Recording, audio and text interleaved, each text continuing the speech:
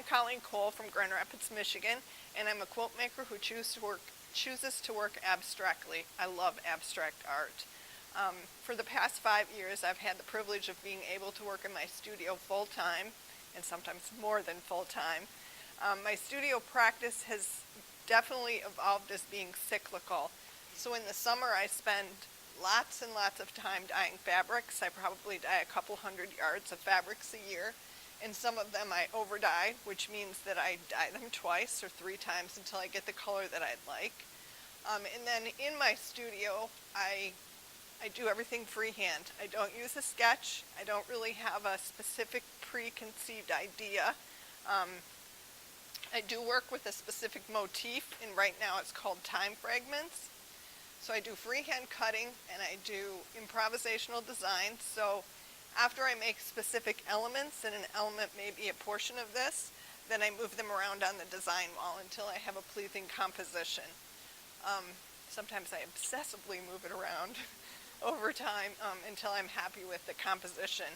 I used to be a physical therapist, so the subject matter of time fragments, to me, time fragments means memory.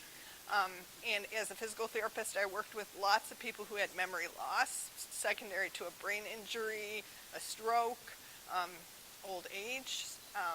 But it's also personal to me because I was so interested in recall. How could a patient recall information so that they could function again? But also as I get older, what is memory? Is it a specific event that you remember? Can you remember it with crystal clear details? Or is everything getting a little foggy? In a seemingly important event, you don't really remember the details as well as you should. So different pieces mean different things to me at the time that I'm working on them, or they just evolve to be a title. When I thought of mastery, I was scared to death of that title of this exhibit, I'll be honest.